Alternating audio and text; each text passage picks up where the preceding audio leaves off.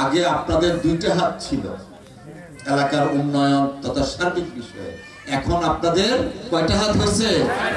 চারটা হাত হয়েছে। একটা টাকা বা এক দানা চাল পরিমাণ পর্যন্ত আমার জানা মতে দুর্নীতি হয়নি। এবং যতদিন আমি আপনাদের এমপি হিসাবে থাকবো, ইনশাআল্লাহ আমি কথা দিচ্ছি কখনোই দুর্নীতি আমাকে স্পর্শ করবেন না। আমার বাবা আপনারা জানেন উনি কেমন মানুষ ছিলেন।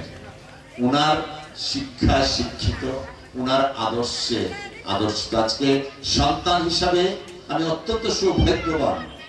উনার অনুপস্থিতিতে উনার পক্ষ হয়ে আমি ক্রেস্ট গ্রহণ করেছি। আমি কর্তৃপক্ষকে ধন্যবাদ জানাচ্ছি আমার বাবাকে, মৃত বাবাকে সম্মানিত করার জন্য। আমার এটা চিরকাল মনে থাকবে। লাইভ বয় কিনে কল দাও টোল ফ্রি নম্বরে, আর এক নিঃশ্বাসে গোল বলে জিতে নাও ফিফা বিশ্বকাপ 2026 এর এক্সক্লুসিভ পুরস্কার। তারপরে আরেকজন আছেন আমাদের সম্মানিত বাতেন ভাই, আমি বাতেন ভাই বলে ডাকলাম প্রিন্সিপাল সাহেব, এন আকন্দ মাদ্রাসা, সেটা আমার দাদার নামে, এন আকন্দ, নবালি আকন্দ। সো এই যে আজকের যে একটা আবহাওয়া, এই আবহাওয়াটা আমার একটা মানে পারিবারিক আবহাওয়ার মতো একটা জায়গায় আমরা আজকে উপনীত হয়েছি।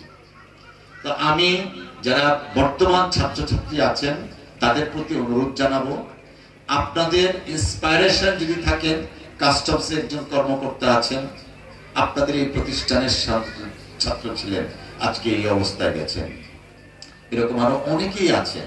এই কর্মকাণ্ডা অত্যন্ত গর্বিত এবং সম্মানিত। এক থানায় দুইজন এমপিকে পেয়ে, এবং আমরা অত্যন্ত সৌভাগ্যবান। মহান আল্লাহ রাব্বুল আলামিনের দরবারে আমরা শুকরিয়া জ্ঞাপন করছি। আগে আপনাদের দুইটা হাত ছিল এলাকার উন্নয়ন তথা সার্বিক বিষয়ে, এখন আপনাদের কয়টা হাত হয়েছে? চারটা হাত হয়েছে। ইনশাআল্লাহ এই চার হাত দিয়ে আমরা কলমাকান্দা দুর্গাপুরের উন্নয়ন করব, যেন স্বাধীনতার পর থেকে এই বঞ্চিত নিপীড়িত জনগোষ্ঠীর জীবন মান আমরা যেন উন্নয়ন করতে পারি, নৈতিকতার উন্নয়ন যেন আমরা ঘটাতে পারি। আমাদের মাননীয় সংসদ সদস্য চমৎকার একটা কথা বলেছেন যে শুধুমাত্র শিক্ষক হলেই চলবে না, সর্বাগ্রে শিক্ষকদের নৈতিকতার মানদণ্ডে উন্নীত হতে হবে। কেন এই কথাটা বলেছেন?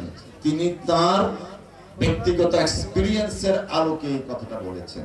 পাশাপাশি আরেকটা অত্যন্ত গুরুত্বপূর্ণ কথা বলেছেন যে মহান আল্লাহ রাব্বুল আলামিনের ইশারায় উনি যেমন আজকে মাননীয় সংসদ সদস্য হিসাবে শপথ গ্রহণ করেছেন, ঠিক তেমনি ভাবে আমিও আপনাদের সন্তান হিসাবে ডেপুটি স্পিকার হিসাবে শপথ গ্রহণ করেছি। তো এই আল্লাহর রবের ইচ্ছায় আমরা দায়িত্ব পালন করছি।